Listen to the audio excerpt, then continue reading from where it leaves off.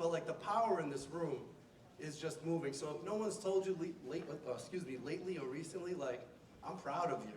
Give yourselves a round of applause, please.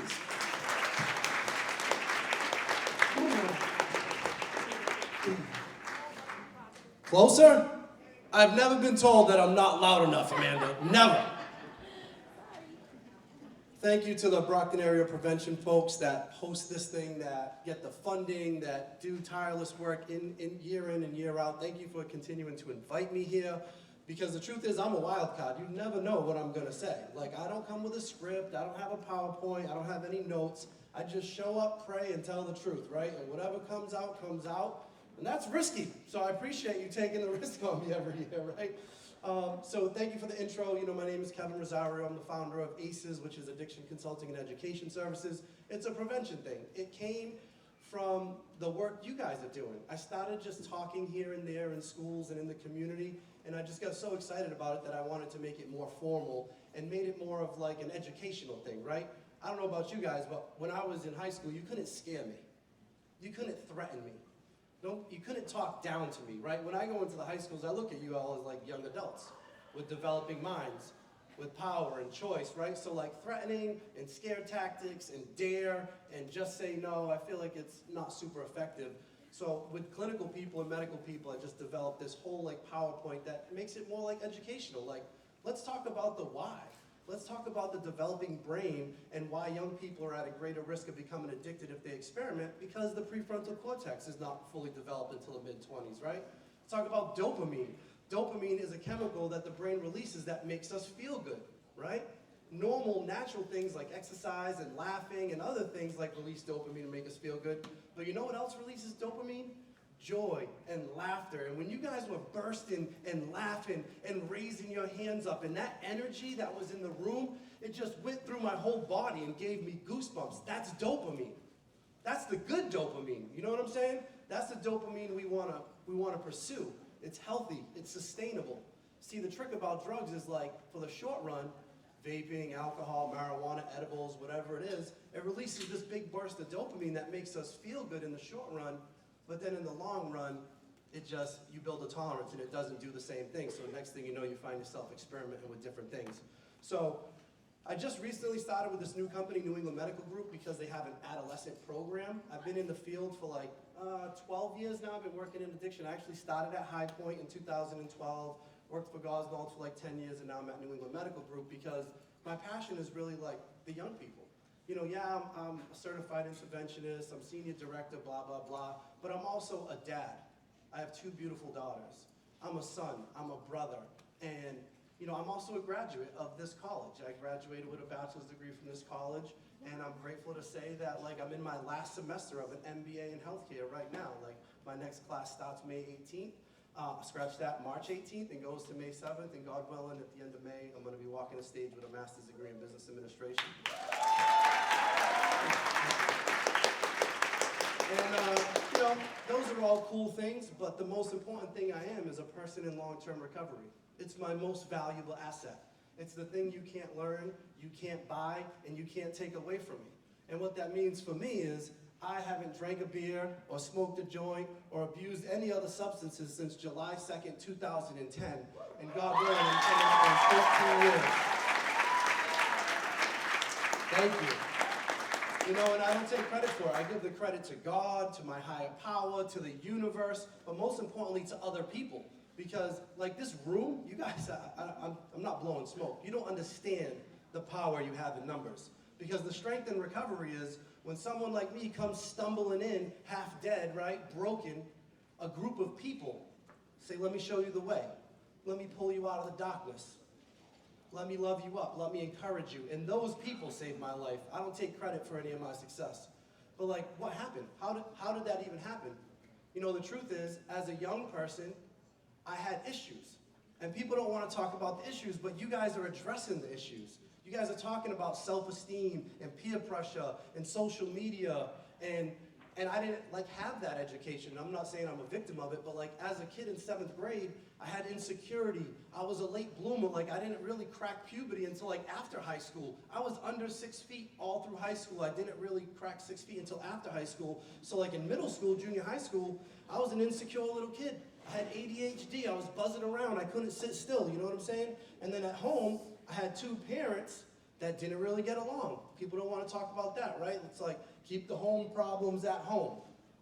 But my father was a fisherman. He'd go and make a little money, and then he wouldn't have work. And then he stopped fishing, he became a painter. Guess what? Painter only makes money in the summer, then he doesn't make money in the winter. My mom had like the stable city job. She was like the Leave It to Beaver, like never got a speeding ticket, like, you know, like Lifetime Movie Network mom. That was my mom. And my dad was like the Portuguese immigrant that came here when he was 19, you know, a little wild. And there was this negative energy in my house all the time because the money wasn't right. And my father had his own drinking problems and he wasn't home. So like, I go to school and deal with my insecurity and my ADHD and I'm getting in trouble in class because I keep talking, I'm disruptive. And then I go home and there's like this negative energy in the house, right? And that had a real negative impact on me.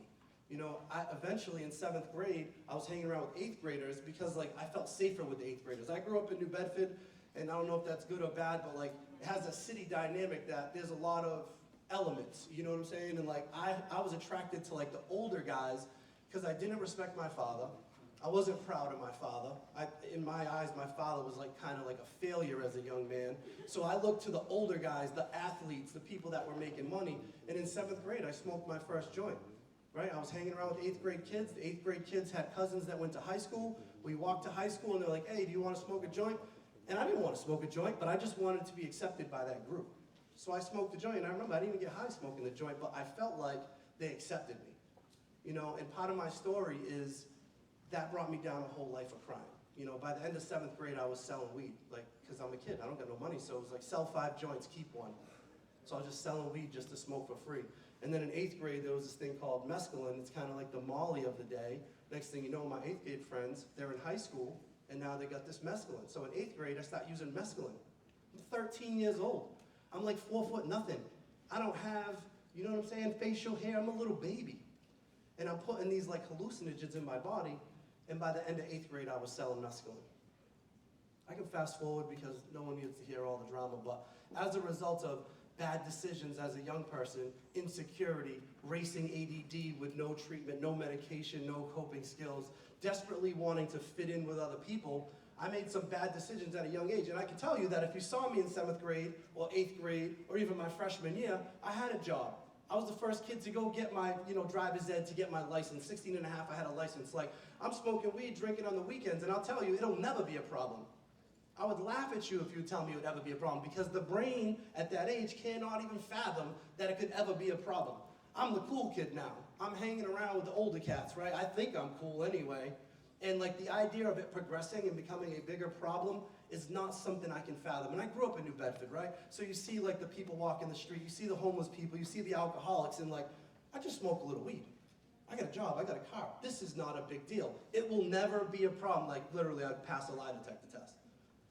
But then next thing you know, I tried the next thing, and I tried the next thing, and next thing you know, I tried Percocets, and next thing you know, OxyContin came out. Now I'm addicted to OxyContin, and within a year, I'm full-blown addicted to OxyContin. I can't support my own habit, and I start sniffing heroin.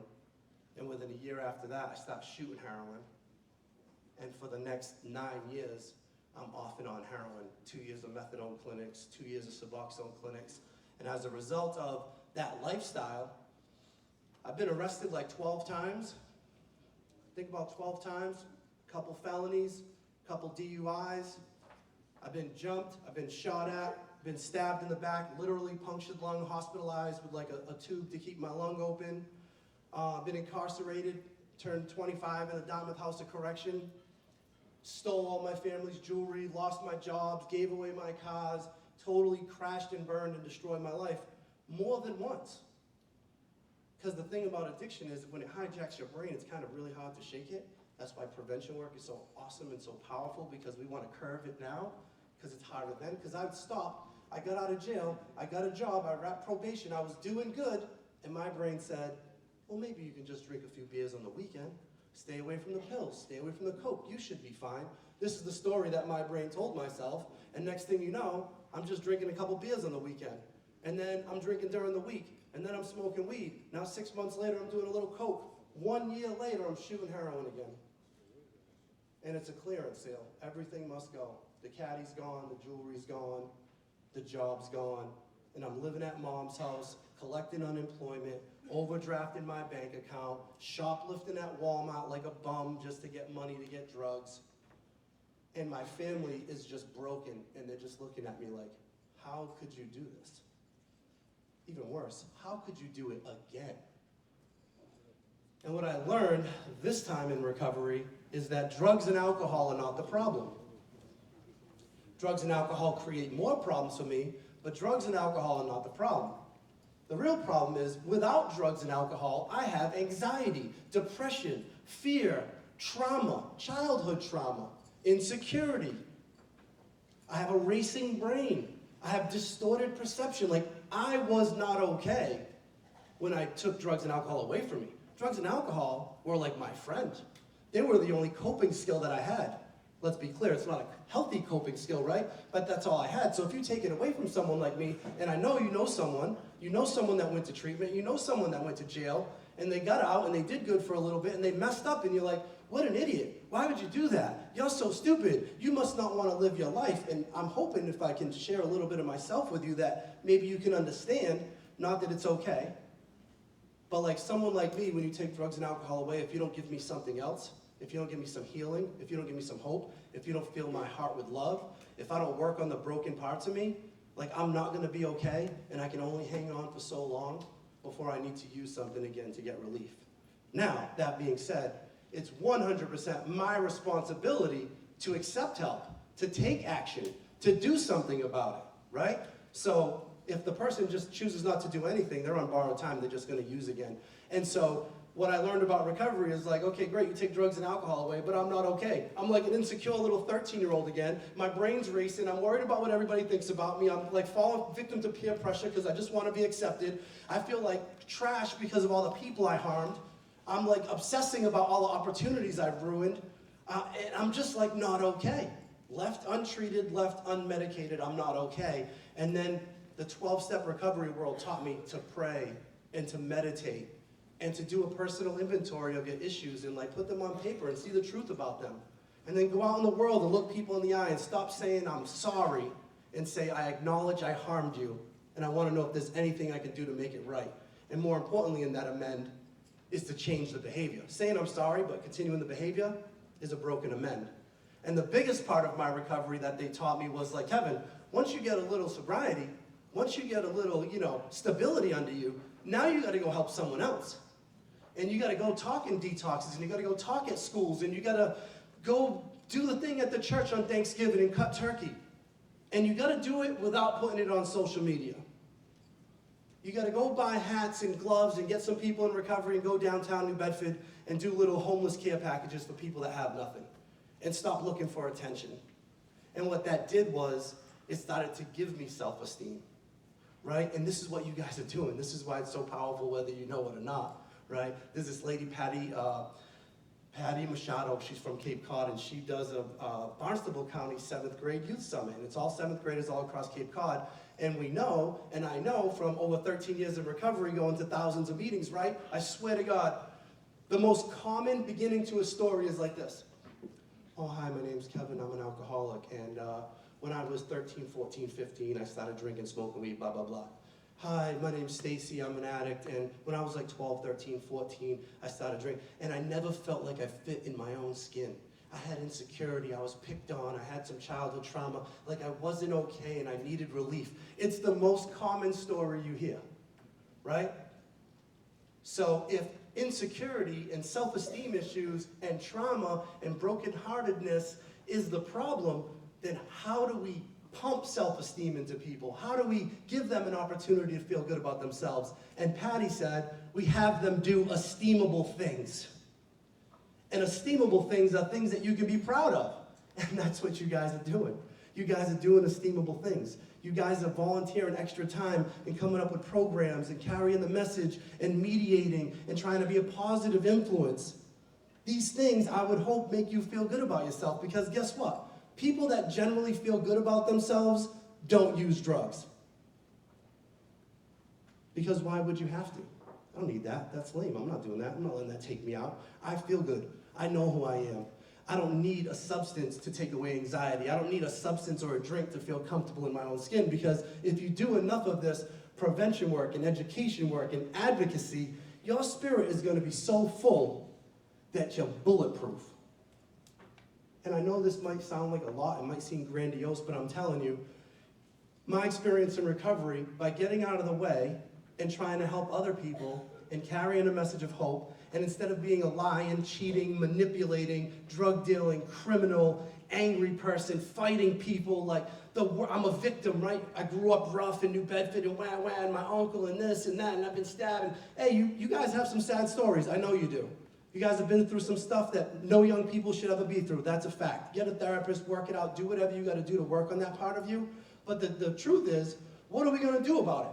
Are you going to walk around with a backpack the rest of your life as a victim, like, well, life did me wrong, and punish yourself and have an awful life because someone else hurt you? Or are you going to take action? Are you going to face it? Are you going to look at it? Are you going to do the difficult thing that no one wants to do and be honest about it to someone, get the help, process it, and know it's not your fault, and know it's not you, and know it doesn't mean you're broken. You can still be beautiful and strong and powerful, and then what you do is you go out into the world and you tell other people, me too, right? I've been there. And if you're hurting, I can help you come out.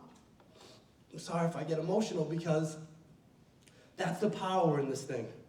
That's the power in what you're doing. Not just this one and done, and you're off in, going on to college or whatever. Like, shout out to the people that came back, the alumni that came back. Hopefully they're still carrying this in their life. They're teaching you valuable, powerful lessons to have a rich and wonderful life if you take it seriously, despite your situation, right? Your parents may still be broken. Someone may still have a drug addiction. Your parents may be split up. One may be dead. One may be in jail. Like, the life's not going to change. The city's not going to change. The world's not going to, shoot me rainbows because I'm being a decent person. But if I work on myself, and I do spiritual work and altruistic work, and I find time to help other people, that regardless of how dark it is, and regardless of how tough some of the days are, I can still be okay. And I commend you for that. Thank you for letting me share.